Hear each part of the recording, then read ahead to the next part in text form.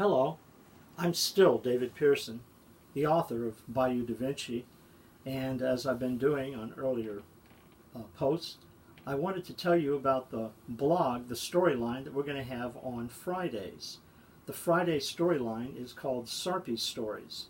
Now, as you probably know from our flagship story, which is on Mondays, Bayou Da Vinci, which is a story about Wally Zerang, an English teacher at Sarpy High School. This is a story about everything else, everybody else in the town, the little town of Sarpy. Oh, it's a very vibrant town.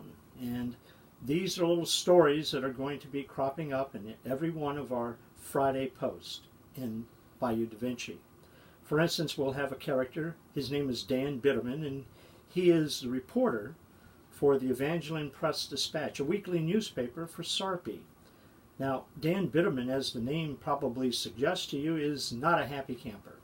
He is somebody who feels that he has been overlooked, passed over, he's underpaid, and yet he believes deep down that he's the smartest person he knows, and he just has to work in an environment where he takes orders from just about everybody. And he's breaking all these wonderful stories in his weekly newspaper.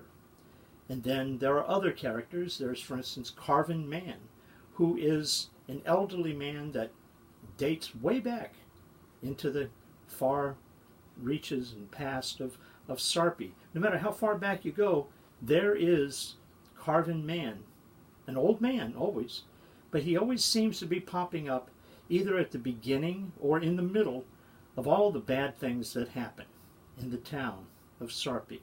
For instance, we're going to read about what's called the obscene tree.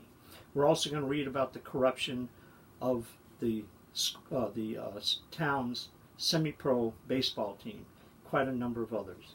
And there are quite a number of other characters who we're going to be running into in the Sarpy Stories. Again, this will be featured on Fridays and in our blog, Bayou Da Vinci.